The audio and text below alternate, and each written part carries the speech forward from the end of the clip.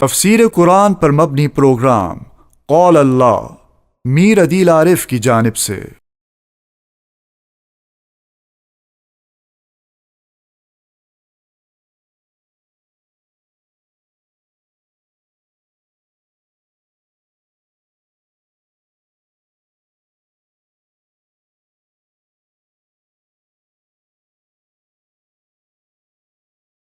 بسم اللہ الرحمن الرحیم۔ پروگرام قال اللہ میں آج ہم انشاءاللہ سورہ رات کا چھٹا رکوع ترجمے اور تفسیر کے ساتھ پڑھیں گے۔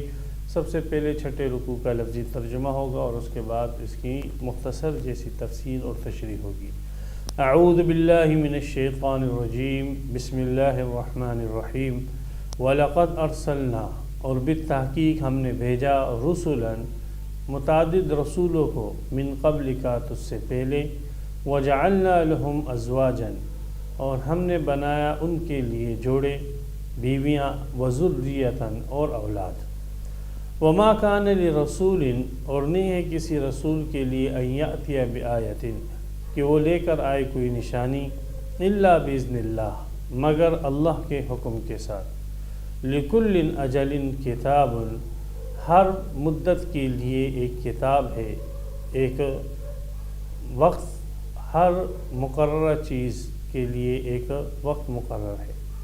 لِكُلِّ أَجَلٍ كِتَابٌ، ہر ایک مدت کے لیے ایک کتاب ہے۔ اس کی وضاحت انشاءاللہ تفسیر میں آ جائے گی ان دونوں معنوں کی۔ يَمْحُ اللَّهُ مَا يَشَاءُ، اللہ مٹاتا ہے جو وہ چاہتا ہے، اور وَيُثْبِتُ، اور ثابت رکھتا ہے، وَعِندَهُ أُمُّ الْكِتَابِ، اور اللہ ہی کے پاس اصل کتاب ہے۔ وَإِمَّا نُرِيَنَّكَ، اور اگر ہم دکھا دے تجھ کو، بعض الذی، بعض وہ، نعیدہم، جس کا ہم نے ان کے ساتھ وعدہ کیا، یعنی بعض عذابات، او نتوفینک، یا ہم تجھے موت دے دیں، فإنما علیک البلاغ، پس بے شک تیرے ذمہ بات کا پہنچا دینا ہے، وعلینا الحساب، اور ہم پر حساب ہے۔ اولم یروا، کیا یہ نہیں دیکھتے، انا نأتی الارض، کہ ہم آ رہے ہیں زمین پر، ننقصها من اطرافها، ہم اسے گھٹا رہے ہیں اس کے کناروں سے، واللہ یحکم، اور اللہ تعالیٰ فیصلہ فرماتے ہیں، لا معقب لحکمہ، کوئی اس کے فیصلے کو پیچھے کرنے والا نہیں، وہ سریع الحساب، اور وہ جلد حساب لینے والا ہے۔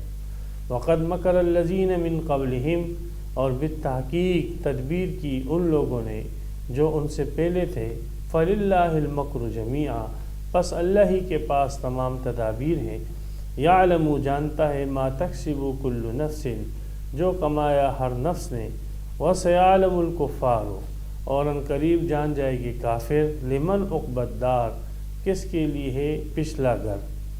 وَيَقُولُ الَّذِينَ كَفَرُوا، اور کہتے ہیں وہ لوگ جنہوں نے کفر کیا، لست مرسلا، تو اللہ کا رسول نہیں ہے، تو بھیجا ہوا نہیں ہے۔ قل، کہہ دے، کفا باللہ شہیدا، کافی ہے اللہ گواہی کے لیے، بینی و بینکم، میرے اور تمہارے درمیان، ومن، اور اسی طرح وہ لوگ بھی، عندہ علم الکتاب، جس کے پاس کتاب کا علم ہے۔ یہاں پر سورہ رعد مکمل ہوا، اس کے 6 رکوع پورے ہوئے، اور اس کی 43 آیتیں جو ہے وہ تام ہوئی۔ اس آخری رکوع میں کفار جو نبی اکرم صلی اللہ علیہ وسلم کی رسالت کے منکر تھے، تو اپنے طور پر نبی اکرم صلی اللہ علیہ وسلم کی رسالت کے رد پر جو ان کو سمجھ آتا تھا، وہ اپنے شبہات کو دلیل کا نام دے کر پیش کرتے تھے۔ تو قرآن مجید میں ان کے ان شبہات کا ازالہ کیا گیا ہے۔ مثلا ان کے شبہات میں سے یہ تھا کہ یہ جو اللہ کا رسول ہے، اس کی یہ تو انسان ہے، بشر ہے، اور اگر اللہ کا رسول ہوتا تو اس کو فرشتہ ہونا چاہیے تھا۔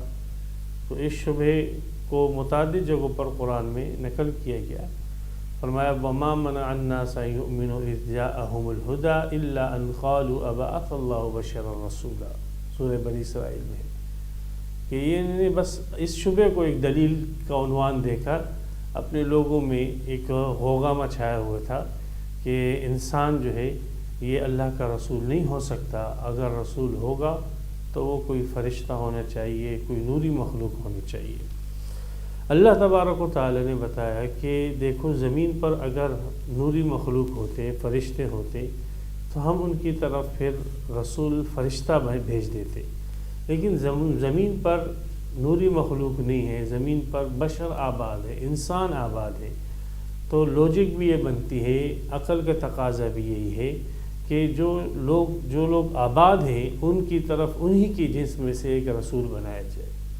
اچھمبے کی بات تو یہ ہوتی کہ رسول ان کی طرف فرشتہ بنا کر بھیج دیا جاتا، اعتراض کی بات تو یہ ہوتی کہ یہ انسان تھے اور ان کی طرف فرشتہ جو ہے وہ رسول بنا کر بھیج دیا جاتا، پھر یہ ایک اعتراض کا ان کو حق تھا کہ ہم جو ہے کھاتے نہیں ہیں، ہمیں یہ کہہ رہے کہ روزہ رکھو، کھاؤ پیو مت، لیکن یہ تو اس کو تو خود کھانے پینے کی حاجت نہیں ہے، ہمیں تو کھانے پینے کی حاجت ہے، تو یہ ہمیں کیسے کہہ رہے کہ روزہ رکھو؟ ہمیں یہ کہتا ہے کہ تم نمازیں پڑھو، ہمیں یہ کہتا ہے کہ تم حج کرو، ہمیں یہ ان کاموں کا حکم دیتا ہے، تو ہم تو تھک جاتے ہیں، ہماری باڈی تو اتنا کام نہیں کر سکتی ہے کہ ہم نمازیں پڑھیں اور دنیا کے کام بھی کرتے رہیں۔ یہ تو فرشتہ ہے، یہ تو تھکن نام کی چیز کو جانتا نہیں ہے، نہ اس کو کوئی غم ہوتا ہے، نہ اس کو کوئی خوشی ہوتی ہے، یہ ان تمام چیزوں سے، ان تمام احساسات سے یہ مبرہ ہے، تو اس کو ہماری طرف کیسے جو ہے پیغام دے کر بھیج دیا گیا، اور یہ کیسے ہمیں جو ہے اپنے راستے پر چلنے کی دعوت دے رہے؟ تو اعتراض کی بات تو یہ ہوتی کہ اگر انسان آباد ہوتے اور آتا ان کے پاس فرشتہ، لیکن بالکل مشرک کی کھوپڑی الٹی ہوتی ہے، دماغ ہی الٹا ہوتا ہے کہ اس نے جو چیز صحیح تھی، عقل کے موافق تھی، اسی کو اعتراض کی بات بنا کر جو ہے نبی اکرم صلی اللہ علیہ وسلم کی رسالت کا انکار کیا۔ تو ایک تو ان کا شبہ یہ تھا کہ یہ اللہ کا رسول جو ہے یہ انسان ہے، اور فرشتہ جو ہونا چاہیے تو وہ کوئی نوری مخلوق ہو، کوئی فرشتہ ہو، تو بہرحال یہ تو عقل کے خلاف بات ہے۔ دوسری ان کی ذہنیت یہ تھی، جیسے آج کل بھی جاہلوں کی جو ہے ذہنیت یہ ہوتی ہے کہ بھئی جو شخص جو ہے پہنچا ہوا بزرگ ہوگا تو وہ بالکل دنیا سے بے خبر ہوگا، دنیا کے کاموں کے اندر اس کا کوئی دخل نہیں ہوگا، وہ کسی جو ہے ویرانے کے اندر بیٹھا ہوگا، کسی جھگی کے اندر بیٹھا ہوگا، کسی درخت کے نیچے جو ہے اور کسی پہاڑ کی کھو کے اندر بیٹھا ہوا ہوگا، دنیا میں کیا ہو رہا ہے کیا نہیں ہو رہا ہے بالکل اس دنیا کے ساتھ وہ لا تعلق ہوگا۔ نبی اکرم صلی اللہ علیہ وسلم آئے اور ولایت کے اعلیٰ درجے نبوت اور رسالت کا دعویٰ کیا، اور آپ علیہ الصلوۃ والسلام کی زندگی سب کے سامنے کہ آپ نے ایک نہیں دو نہیں متعدد شادیاں کی، آپ کی اولاد ہوئی، آپ کے بچے ہوئے، اور آپ علیہ الصلوۃ والسلام کھا رہے پی رہے، تو اس کو بھی انہوں نے اعتراض کا باعث بنایا ہے کہ ایک ایسا اللہ کا رسول ہے، ایک ایسا اللہ کا ولی ہے، ایک ایسا اللہ کا مقرب ہے، اگر یہ اللہ کا مقرب ہوتا تو اس کو دنیا کے کاموں سے کیا تھا؟ اس کو چاہیے تھا کہ کسی کونے میں بیٹھ جاتا اور کسی جو ہے جھگی کے اندر بیٹھ جاتا، کسی پہاڑ کی کھو میں بیٹھ جاتا، یہ جو ہے یہ تو کھا رہا ہے پی رہا ہے اور یہ تو شادیاں کر رہا ہے اور اس کے بچے اور اولاد پیدا ہو رہی ہے، یہ اس کی ولایت کو اور اس کی رسالت کو ہم نہیں مانتے ہیں۔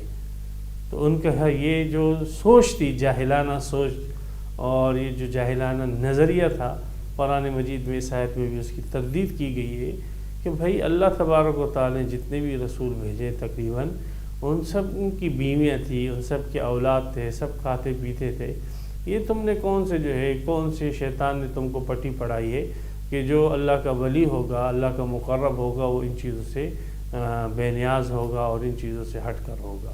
یہ ساری شیطان کی پڑھائی ہوئی پٹیاں ہیں۔ اللہ کا رسول، اللہ کا نبی ایک انسان ہوتا ہے اور اس کی بھی وہی حاجتیں اور ضرورتیں ہوتی ہیں جو ایک انسان کی ہوتی ہیں، لہذا اس کی بھی بیویاں ہیں ہوگی اور اس کے بھی جو ہے وہ بچے ہوں گے۔ تو وہ یہ فرمائے یہاں پر وَلَقَدْ أَرْسَلْنَا رُسُلًا مِّن قَبْلِكَ، دلیل میں پہلے رسولوں کی رسالت، مشرکین بھی ابراہیم علیہ السلام کو اللہ کا رسول مانتے تھے، اب تم اس کو اللہ کا رسول مان رہے ہو، اسی طرح یہودی جو ہے تمام انبیاء کو مانتے رہے موسیٰ علیہ السلام تک، تو ان سب کو آپ جو ہے اللہ کا نبی مان رہے ہو، اللہ کا رسول مان رہے ہو، اور انہوں نے تو بیویاں کی ہے، شادیاں کی ہے۔ حضرت ابراہیم علیہ السلام کی 3 بیویاں تھیں، اور اسی طریقے سے حضرت سلیمان علیہ السلام کے متعلق داؤد علیہ السلام کی 100 بیویاں، سلیمان علیہ السلام کی ایک روایت میں 70، ایک میں 90، ایک میں آتا ہے 100 بیویاں تھیں۔ تو یہ تو انبیاء کرام تھے، اللہ تبارک و تعالیٰ نے ان کو بیویاں دی، اولاد دی۔ اولاد اور بیویاں ہونا یہ کوئی ولایت کی منافی بات نہیں ہے۔ ولایت کی منافی چیز ہے تو وہ یہ ہے کہ اپنی خواہش کو اللہ کے بتائے ہوئے طریقے سے ہٹ کر پورا کر دو۔ اگر آپ اپنی خواہش کو اللہ کے طریقے اور قانون کے مطابق پورا کرتے ہو تو آپ ولی بنتے ہو، اور اگر آپ جو ہے اپنی خواہش کو مارتے ہو اور اللہ کے طریقے سے ہٹ کر جو ہے آپ اپنی خواہش کو مارتے ہو تو آپ اللہ کے دشمن بنتے ہو۔ تو اسلام نے تو یہ ذہنیت دی، انبیاء کرام نے یہ ذہنیت دی۔ نبی اکرم صلی اللہ علیہ وسلم کے پاس کچھ لوگ آئے، ایک نے کہا میں تو شادی نہیں کروں گا، بس پوری عمر جو ہے میں کنوارا رہوں گا۔ آپ نے کہا میرا طریقہ یہ نہیں ہے، میرا طریقہ یہ ہے کہ میں شادی میں نے کی ہے، میرے بچے ہیں، یہ میرا طریقہ ہے، جو میرے طریقے سے اعراض کرے تو ہم میں سے نہیں ہے۔ من اعرض عن سنتی فلیس منی۔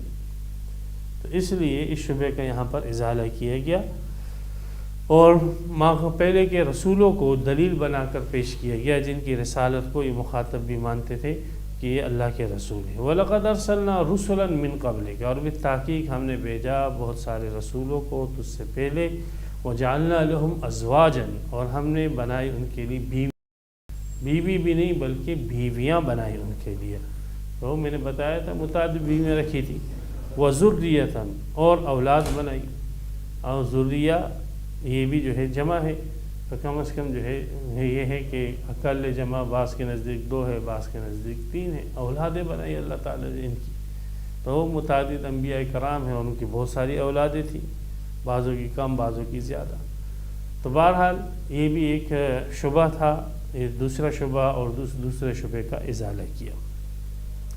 تیسرا شبہ جو سورہ نحل کے اندر جو ہے تفصیل سے آگے آئے گا انشاءاللہ، اور سورہ نحل کے رکوع میں، اس میں جب نبی اکرم صلی اللہ علیہ وسلم کوئی اللہ کا حکم بتلاتے اور پھر وہ اللہ کا حکم منسوخ ہو جاتا اور اس کی جگہ دوسرا حکم آ جاتا، تو اس بات کو وہ لوگ اس بات کی دلیل بناتے کہ یہ قرآن جو ہے اللہ کی طرف سے نہیں ہے، اور یہ قرآن اس نے اپنی طرف سے بنانا ہے۔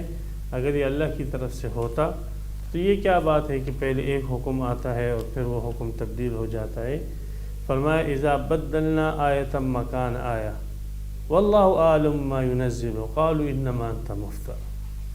تو جب ہم اس قسم کی تبدیلی کرتے ہیں، ایک آیت کی جگہ، ایک حکم کی جگہ دوسرا حکم لاتے ہیں، تو یہ مشرک اور کفار کہتے ہیں کہ یہ آپ نے اپنی طرف سے گھڑا ہوا ہے۔ اگر یہ اللہ کا کلام ہوتا تو اس میں اس قسم کی تبدیلیاں اور نسخ واقع نہیں ہوتا۔ تو اس کو بھی انہوں نے نسخ کے وقوع کو بھی نبی اکرم صلی اللہ علیہ وسلم کے رسول نہ ہونے کی ایک دلیل کے طور پر اپنے عوام کے اندر پیش کیا۔ تو اس کا بھی ازالہ یہاں پر کیا گیا کہ، اور وہاں پر اس پر تفصیل سے گفتگو کی گئی کہ نسخ کی حقیقت سے تم لوگ جاہل ہو، واقف نہیں ہو۔ نسخ یہ نہیں ہے کہ پہلے ایک حکم دے دیا اور اللہ تبارک و تعالیٰ کو معلوم نہیں تھا کہ اس حکم کا انجام کیا ہوگا، پھر جب اس حکم کے اثرات دیکھیں پھر اس حکم کو تبدیل کر دیا جیسے حکومتیں کرتی ہیں۔ ایسے نہیں ہے، بلکہ نسخ کی حقیقت یہ ہے کہ اللہ کے علم میں ہے کہ یہ حکم فلاں وقت تک ہے، اور جب وہ وقت ختم ہو جائے گا تو پھر دوسرا حکم آ جائے گا۔ صرف اتنی بات ہوتی ہے کہ اللہ تبارک و تعالیٰ جو وہ اس حکم کا وقت ہوتا ہے وہ اس نبی کو، رسول کو بتاتے نہیں ہیں، وہ اللہ کے علم میں ہوتا ہے۔ وہ 1 سال کے لیے ہے، 1 مہینے کے لیے ہے، 10 سال کے لیے ہے، پھر اللہ تبارک و تعالیٰ کے علم کے مطابق جب وہ وقت پورا ہو جاتا ہے اللہ دوسرا حکم دے دیتے۔ تو اس میں کوئی جو ہے اعتراض کی بات نہیں تھی، اس کو بھی انہوں نے اعتراض بنا کر جو ہے پیش کیا۔ تو اس کا بھی یہاں پر اشاروں میں جواب دیا گیا۔ فرمایا وما کان لرسول ان یأتی بآیۃ، کوئی رسول کسی بھی قسم کی کوئی آیت نہیں لاتا ہے الا باذن اللہ، مگر اللہ کے حکم کے ساتھ۔ یہ ساری آیتیں جو لے کر آئے ہیں یہ اللہ کے حکم کے ساتھ لے کر آئے ہیں، اپنی مرضی سے نہیں لائے ہیں، یہ اللہ کے حکم سے لائے ہیں۔ اور لکل اجل کتاب، ہر وقت کے لیے ایک تحریر ہوتی ہے، ایک کتاب ہوتی ہے، ایک حکم ہوتا ہے۔ پہلے زمانے میں حضرت موسیٰ علیہ السلام کی شریعت میں بعض احکامات تھے، بعض کتاب تھی۔ عیسیٰ علیہ السلام کے زمانے میں اس میں کچھ تبدیلی کی گئی، ابراہیم علیہ السلام کے زمانے میں کچھ اور احکامات تھے۔ لکل اجل، ہر وقت کے لیے، ہر دور کے لیے ایک کتاب ہوتی ہے، احکامات ہوتے ہیں۔ یہ اللہ تعالیٰ کی سنت ہے، اور اللہ تبارک و تعالیٰ کے پاس یہ اتھارٹی ہے، پیغمبر کے پاس یہ اتھارٹی نہیں ہے کہ ان آیتوں کو تبدیل کرے، مٹا دے، بعض کو مٹا دے، بعض کو باقی رکھے۔ نہیں، یمحو اللہ ما یشاء ویثبت، اللہ مٹاتا ہے جس کو وہ چاہتا ہے، اللہ باقی رکھتا ہے جس کو اللہ چاہتا ہے۔ تو یہ اللہ تعالیٰ کی اختیار میں ہے، پیغمبر علیہ الصلوۃ والسلام کے اختیار میں نہیں ہے۔ وَعِندَهُ أُمُّ الْكِتَابِ، اور اللہ ہی کے پاس اصل کتاب ہے، اللہ ہی کے پاس جو لوح محفوظ ہے اس میں لکھا ہوا ہے کہ کون سا حکم کتنی مدت تک ہے، اور کون سا حکم اس کے بعد آئے گا، اور کون سا حکم دائمی ہے۔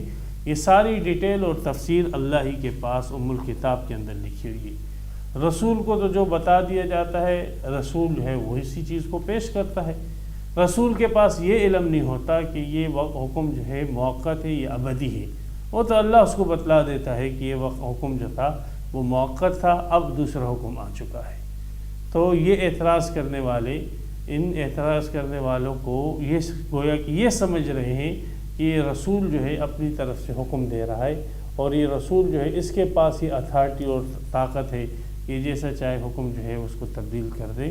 تو یہ ان کی غلط فہمی ہے، ان لوگوں کی جہالت ہے کہ نہیں سمجھتے کہ اللہ کی طرف سے ہی آیتیں آتی ہیں اور رسول کا اس میں کوئی دخل نہیں ہوتا۔ جن آیتوں کو اللہ تعالیٰ چاہتے ہیں باقی رہتی ہے، جن آیتوں کو اللہ تعالیٰ چاہتے ہیں سینوں سے بھی مٹا ڈالتے ہیں، لوگوں کو یاد بھی نہیں رہتی۔ تو اس میں تیسرے شبے کا جواب ہو گیا۔ اس تیسرے شبے کے ازالے کے لیے جو عبارت یہاں پہ لائی گئی ہے، اس عبارت میں ایک اور شبے کا بھی ان کا ازالہ ہے۔ وہ ایک چوتھا شبہ نبی اکرم صلی اللہ علیہ وسلم کی رسالت کی تردید میں اپنے عوام کے اندر یہ پیش کیا کرتے تھے کہ دیکھیں، رسول وہ ہوتا ہے جو معجزہ بتلائے، اور ہم اس رسول سے کہتے ہیں کہ ہمارے مطلوبہ معجزات ظاہر کر دو تو ہم مسلمان ہو جائیں گے، لیکن یہ رسول، یہ محمد صلی اللہ علیہ وسلم ہمارے مطلوبہ معجزات ظاہر نہیں کر رہا ہے۔ اگر یہ اللہ کا رسول ہوتا تو ہمارے مطلوبہ معجزات یہ ظاہر کر دیتا، اس نے ہمارے مطلوبہ معجزات ظاہر نہیں کیے۔ یہ اس بات کی دلیل ہے کہ اللہ کا رسول نہیں ہے۔ اس شبے کو وہ بڑا چڑھا کر اور بنا کر اپنے عوام کے اندر پیش کرتے تھے۔ تو اللہ تبارک و تعالی نے بتلایا کہ دیکھیں، رسول کے رسول ہونے پر بالکل معجزہ دلیل ہوتا ہے، لیکن مطلقاً معجزہ دلیل ہوتا ہے، نہ کہ مطلوبہ معجزہ دلیل ہوتا ہے۔ بھائی ہم نے جو معجزہ مانگا ہے، اگر وہ آپ بتلا دو گے تب ہم آپ کو رسول مانیں گے۔ یہ کس نے کہا؟ مطلوبہ معجزہ جو ہے یہ نبوت کی دلیل کب سے بن گیا؟ نبوت کی دلیل معجزہ ہوتا ہے، اور نبوت کی دلیل پر مطلق معجزے ایک نہیں بہتیرے دکھا دیے گئے ہیں، بہت سارے دکھا دیے گئے۔ یہ معجزے جو یہ مانگ رہے ہیں یہ بھی اللہ تعالیٰ دکھانے پر قادر ہیں، لیکن یہ معجزے اگر دکھا دیے جائے، اللہ تبارک و تعالیٰ نے فرمایا یہ پھر بھی ایمان نہیں لائے گی۔ یہ کہہ رہے ہیں ہمارے دادا کو صحیح کو زندہ کر دیا جائے، وہ کہے کہ محمد اللہ کا رسول ہے تو ہم مان جائیں گے کہ یہ اللہ کا رسول ہے۔ فرشتے ہمارے سامنے اترے اور فرشتے آ کر کہیں کہ محمد اللہ کا رسول ہے، دوسرے نے فرمائش کی تب ہم مان لیں گے کہ اللہ کا، وغیرہ۔ یہ فرمائشی معجزے اللہ نے بتلایا کہ یہ اگر ان کے پورے بھی کر دیے جائے، 8واں سپارہ شروع یہیں سے ہوتا ہے، وَلَوْ أَنَّنَا نَزَّلْنَا إِلَيْهِمُ الْمَلَائِكَةَ وَكَلَّمَهُمُ الْمَوْتَى وَحَشَرْنَا عَلَيْهِمْ كُلَّ شَيْءٍ قُبُلًا مَا كَانُوا لِيُؤْمِنُوا۔ یہ ایمان نہیں لائیں گے۔ اور اللہ تبارک و تعالیٰ نے فرمایا ہماری سنت یہ ہے جب کوئی قوم متفقہ طور پر ایک معجزہ مانگے اور پھر اس کو وہ معجزہ ظاہر کر کے بتلا دیے جائے اور وہ ایمان نہیں لائے، تو اللہ کی سنت اور طریقہ یہ کہ اللہ اس قوم کو تباہ فرما دیتے۔ اس لیے معجزہ یہ دلیل نبوت ہے، لیکن مطلوبہ معجزہ نہیں، مطلق معجزہ۔ اور مطلق معجزے نبی اکرم صلی اللہ علیہ وسلم کی نبوت پر ایک نہیں، دو نہیں، بہتیرے دے دی گئی، اور سب سے بڑا معجزہ نبی اکرم صلی اللہ علیہ وسلم کی نبوت پر یہ قرآن مجید ہے۔ اس سے بڑھ کر اور کیا معجزہ ہوگا؟ اصل بیماری تمہارے اندر یہ نہیں ہے کہ معجزہ نہیں دکھائے گی، اصل بیماری تمہارے اندر یہ ہے کہ تمہارے اندر حق کی طلب نہیں ہے۔ اگر حق کی طلب ہوتی تو مطلق معجزہ تمہارے لیے کافی ہوتا، جیسے ابو بکر کے لیے، عمر کے لیے، عثمان کے لیے، علی کے لیے، عشرہ مبشرہ کے لیے، دیگر صحابہ مہاجرین اور انصار کے لیے کافی ہوا۔ لیکن حق کی طلب تمہارے اندر نہیں ہے، تمہارے مطلوبہ معجزات بھی دکھا دیے جائیں تب بھی جو ہے وہ تم ایمان نہیں لاؤ گے۔ تو یہ ایک غلط انداز سے پروپیگنڈا کرتے تھے کہ ہمارے مطلوب معجزات ظاہر نہیں کیے جا رہے، تو گویا اس نبی نے اپنی رسالت اور نبوت کے اوپر کوئی معجزہ دکھایا ہی نہیں۔ تو یہ ایک ان کی غلط پروپیگنڈا تھا۔ اور یہاں پر اس آیت کے اندر جیسے ان کے تیسرے شبے کا جواب ہو سکتا ہے، ان کے اس چوتھے شبے کا بھی ازالہ اور جواب ہو سکتا ہے۔ یہ آیت ایسی ذو معنی ہے، ذو الوجہین ہے، دو جو ہے مفہوم والی ہے کہ اس ایک ہی آیت کے اندر ان کے دونوں شبہات کی بنیاد کاٹ دی گئی۔ فرمایا وما کان لرسول ان یأتی بآیہ، یہاں پہ پھر اس صورت میں آیت سے مراد جو ہے معجزہ ہوگا، اس لیے کہ آیت کے اطلاق جیسے قرآن کی آیتوں پر ہوتا ہے اسی طرح معجزات پر بھی ہوتا ہے۔ کسی رسول میں یہ طاقت نہیں ہے کہ وہ کوئی معجزہ لے آئے الا باذن اللہ، مگر اللہ کے حکم کے ساتھ۔ اللہ کا حکم ہوتا ہے تب معجزہ نبی دکھاتا ہے، نبی کے اختیار میں نہیں ہوتا کہ جب چاہے وہ معجزہ دکھائے۔ جب اللہ کا حکم ہوتا ہے تب وہ نبی کے ہاتھ پر معجزہ ظاہر ہو جاتا ہے۔ معجزہ کی نوعیت کیا ہوگی، معجزے کی شکل کیا ہوگی، وہ اللہ طے کرتا ہے۔ کب دکھانا ہے یہ بھی اللہ طے کرتا ہے۔ نہ اس کی نوعیت کے اندر نبی کو دخل ہے، نہ اس کے دکھانے کے وقت میں ہے اللہ کے نبی کو کوئی دخل ہوتا ہے۔ حضرت موسیٰ علیہ السلام کی عصا سے جو ہے سانپ بن رہا ہے، اب اس عصا سے موسیٰ علیہ السلام چاہے شیر بن جائے، حضرت موسیٰ علیہ السلام چاہے کہ اس عصا سے جو ہے کوئی دوسری مخلوق بن جائے تو موسیٰ علیہ السلام نہیں بنا سکتے، اس لیے کہ وہ نوعیت اللہ نے طے کی ہے۔ موسیٰ علیہ السلام کی چاہت سے وہ نوعیت طے نہیں ہوگی، اور کب ہوگی؟ جب اللہ چاہے گا۔ فرعون کے سامنے کہا پھینکو، پھینک دیا، سانپ بن گیا۔ عام طور پر اپنے پاس رکھتے تھے، اپنے ہاتھ میں رکھتے تھے، نہیں بنتا۔ تو یہ سب اللہ کی چاہت سے ہوتا ہے۔ معجزات اور کرامتیں یہ اولیاء اور انبیاء کے اختیار میں نہیں ہوتے، یہ اللہ تبارک و تعالی کے اختیار میں ہوتے ہیں، الا باذن اللہ۔ عیسائی یہیں سے تو گمراہ ہوئے، وہ یہی سمجھے کہ معجزات جو ہے یہ انبیاء کے اختیار میں ہیں، اور جب چاہے جیسے چاہے جس نوعیت کا چاہے وہ معجزہ دکھا سکتے ہیں، اور یہیں سے پھر انہوں نے حضرت عیسیٰ علیہ السلام کو خدائی اختیارات والا مان کر خدا کا ایک حصہ بنا دیا۔ تو مسلمانوں کے اندر بھی یہ جراثیم آئے ہیں، اور بعض لوگوں نے مسلمانوں کے اندر، بعض عیسائیوں نے مسلمانوں کے اندر یہ جراثیم داخل کیے ہیں کہ وہ بھی اس نظریے کے حامل بن رہے ہیں کہ معجزات اور کرامتیں ان نیک لوگوں کے اپنے اختیار میں ہوتی ہیں، اور جب چاہے مشرق کر دے، مغرب کو مشرق کر دے، مردہ کو زندہ کر دے، زندہ کو مردہ کر دے، جس کو چاہے عزت دے، جس کو چاہے ذلیل کرے۔ تو یہ وہی نظریات ہیں جو عیسائیوں کے نظریات ہیں، مسلمانوں کے نظریات نہیں ہیں۔ تو اس آیت میں صراحتاً اللہ نے فرمایا کہ کوئی رسول معجزہ نہیں لا سکتا الا باذن اللہ، مگر اللہ کے حکم کے ساتھ۔ لکل اجل کتاب، ایسی صورت میں پھر اس کا ترجمہ یہ ہوگا کہ یہ جو قومیں ہیں ان کی ہلاکت اور تباہی اور ہدایت اور گمراہی، یہ ہر چیز جو ہے کتاب کے اندر لکھی ہوئی ہے۔ یہاں پر کتاب سے مراد پھر وہ کتاب ہوگی جو اللہ تبارک و تعالی کی طرف سے فرشتوں کو دی جاتی ہے۔ ایک لوح محفوظ کتاب ہوتی ہے جو اصل کتاب ہے، اس میں کوئی تبدیلی نہیں ہوتی۔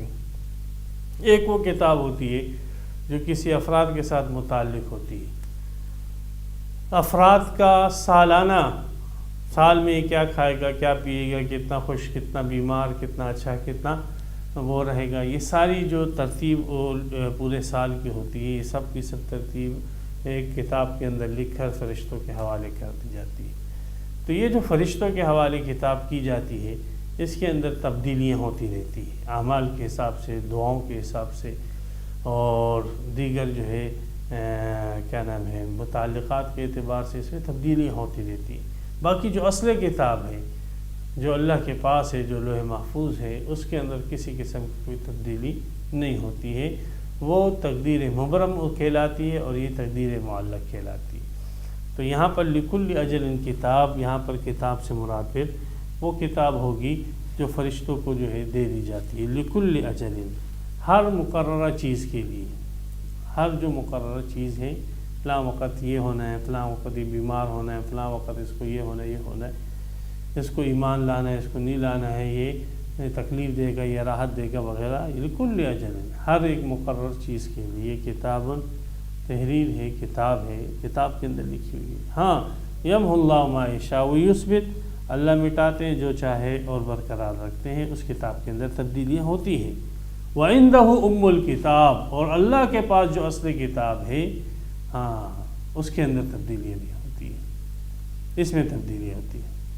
تو بہرحال یہاں پر چار جو اعتراضات تھے مشرکین کے، ان چاروں اعتراضاتوں کی تردید کر دی گئی۔ وَإِمَّا نُرِيَنَّكَ بَعْضَ الَّذِي نَعِدُهُمْ، نبی اکرم صلی اللہ علیہ وسلم جو تھے وہ رحمت للعالمین تھے، لیکن جب اللہ تعالی نے بتلا دیا کہ اب یہ لوگ جو ہے یہ ایمان نہیں لائیں گے، سواء علیہم انذرتہم ام لم تنذرہم لا یؤمنون، ایمان نہیں لائیں گے۔ آپ علیہ السلام کو وحی کے ذریعے سے اطلاع دے دی گئی کہ ان کا خاتمہ کفر پر ہوگا اور یہ تقدیر مبرم ہے، آپ کو بتلا دیا گیا۔ اب آپ علیہ السلام ان کے ایمان لانے سے بس مایوس ہو گئے۔ اب آپ نے چاہت یہی تھی، اب الحب للہ والبغض للہ کا تقاضا یہ کہ اب جب یہ اللہ کے دشمن ہیں اور کفر پر ہی مرے گے تو بس یہ دنیا سے جو ہے دفع ہو جائے، ختم ہو جائے، تاکہ دوسروں کے لیے ناسور نہ بنے اور یہ زمین جو ہے ان کفر سے اور ان کی شرکیات سے خالی ہو جائے۔ تو پھر یہی ذہن میں آ رہا البغض للہ، ایمان کے اس حصے کا تقاضا یہ تھا کہ ایسے جو اللہ کے دشمن ہیں اور اللہ کی دشمنی پر جن کو موت آنی ہے، تو ایسے لوگ جو ہے وہ عذاب میں مبتلا ہو جائے اور جو اللہ کا وعدہ ہے عذاب کا وہ ان کے اوپر آ ہی جائے۔ تو نبی اکرم صلی اللہ علیہ وسلم کو یہاں پر اللہ تعالیٰ نے ایک قسم کی تنبیہ کی ہے کہ دیکھیں عذاب دینا، کب دینا، کیسے دینا ہے، یہ سب چیزیں ہماری کرنے کی ہیں۔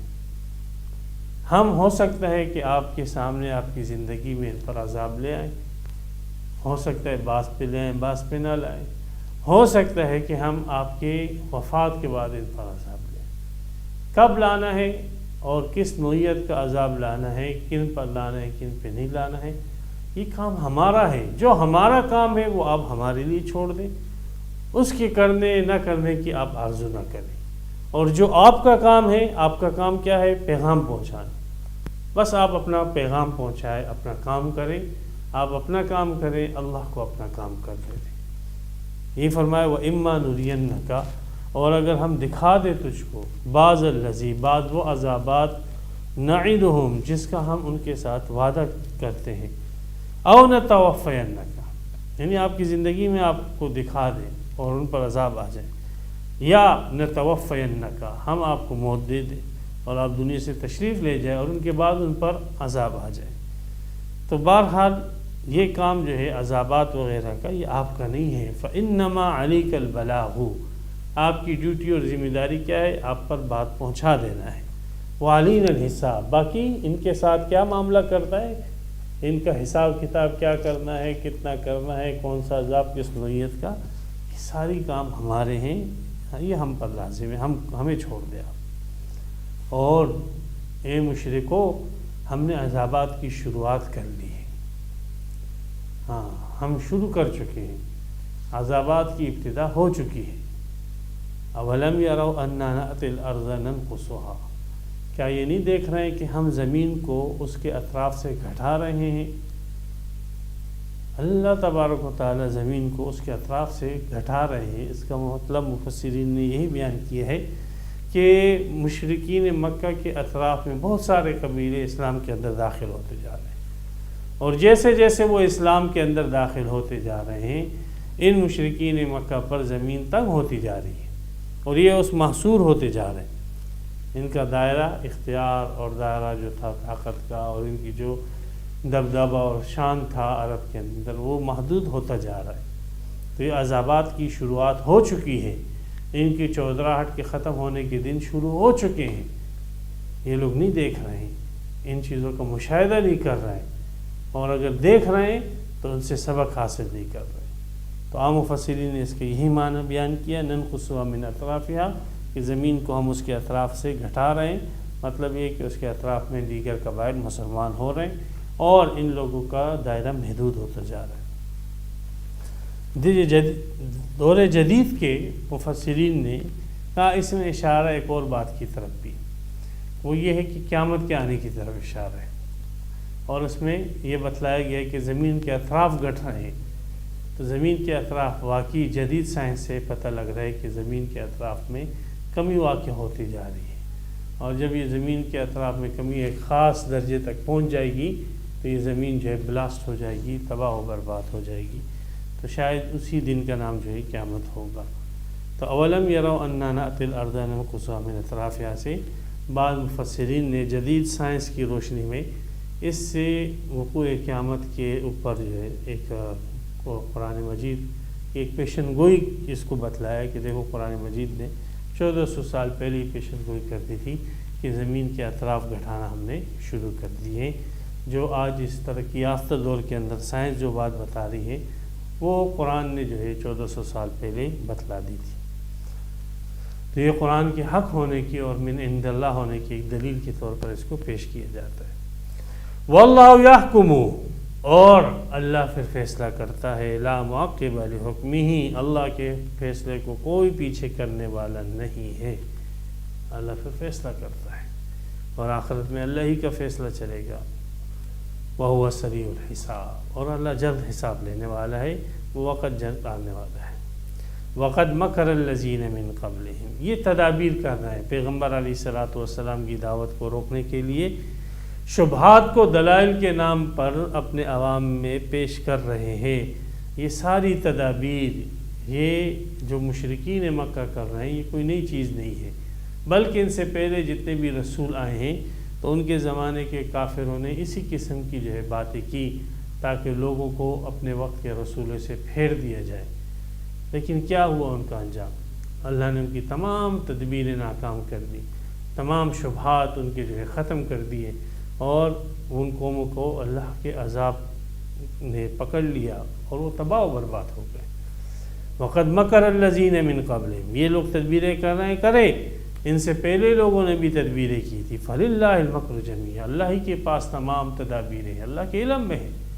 اللہ سے کسی کی تدبیر کیسے مخفی رہ سکتی ہے؟ يَعْلَمُ مَا تَكْسِبُ كُلُّ نَفْسٍ، ہر نفس جو کماتا ہے وہ اللہ کے علم میں ہے، تو ان کی تدابیر کیسے اللہ کے علم میں نہیں ہو؟ وَسَيَعْلَمُ الْكُفَّارُ، اور ان قریب جان جائے گی کافر، لِمَنْ عُقْبَى الدَّارِ، کہ کس کے لیے آخرت کا گھر ہے، اچھا گھر، انجام محمود، بہترین گھر جو ہے وہ جنت، وہ کس کے لیے ہے؟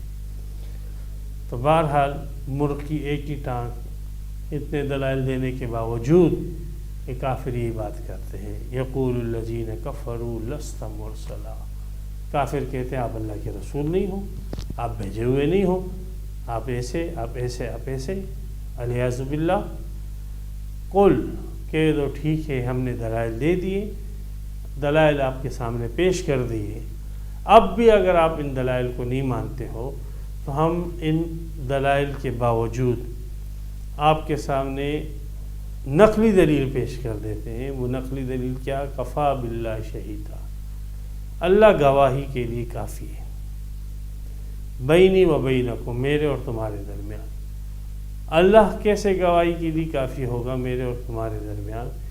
دیکھو، اگر میں جھوٹا نبی ہوں تو میرا تذکرہ سابقہ کتابوں کے اندر نہیں ہوگا، لیکن اللہ نے سابقہ کتابوں کے اندر میرا تذکرہ کیا ہے، میرے آنے کو اللہ تبارک و تعالی نے سابقہ کتابوں کے اندر بیان کیا ہے۔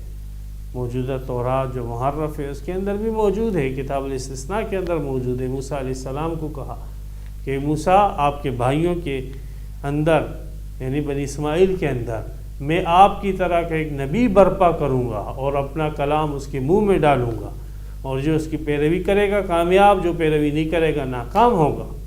موجودہ کتاب کے اندر موجود ہے، یہ استثناء کے باب کے اندر 19ویں یا 20ویں باب کے اندر ہے۔ تو یہ اللہ کی گواہی ہے سابقہ کتاب، ایک نہیں دو نہیں، متعدد جگہوں پر۔ عیسیٰ علیہ السلام سے پوچھا ان کے حواریوں نے، انجیل کے اندر ہے، آپ وہ نہیں ہو جس کی پیشن گوئی دی جا رہی؟ کہا نہیں، میں وہ کہاں، میں تو اس کے جوتے کے تسمے کھولنے کو بھی اپنے لیے شرف اور اعزاز کی بات سمجھتا ہوں۔ اگر وہ اللہ کا رسول آ جائے تو میں اس کے جوتے کے تسمے کھولنے کو بھی اپنے لیے اعزاز کی بات سمجھتا ہوں۔ یہ پیشن گوئیاں ابھی بھی موجود ہیں۔ تو یہ اللہ کی گواہیاں ہیں جو ان کتابوں کے اندر ہیں، ایک نہیں دو نہیں، تورات، زبور، انجیل، سب کے اندر یہ گواہیاں موجود ہیں، حتیٰ کہ ہندوؤں کی کتابوں کے اندر بھی یہ گواہیاں موجود ہیں۔ تو آپ اللہ کی یہ گواہی آپ معلوم کرو۔ ومن عنده علم الکتاب، اور وہ شخص جس کے پاس کتاب کا علم ہے ان سے پوچھو۔ اگر وہ واقعی جو ہے منصف آدمی ہو، اور وہ جو ہے وہ نہ ہو، کیا نام ہے، حد درم نہ ہو، کذاب نہ ہو، جھوٹا نہ ہو، منصف آدمی ہو، تو وہ آپ کو یہی بتائے گا کہ واقعی رسول پاک صلی اللہ علیہ وسلم کے متعلق اللہ تبارک و تعالیٰ نے یہ سابقہ کتابوں کے اندر ان کا تذکرہ کیا تھا اور ان کے آنے کو بیان فرمایا تھا۔ تو منصف مزاج جتنے اہل کتاب تھے انہوں نے اس بات کا اقرار کیا، قرآن کو مانا انہوں نے۔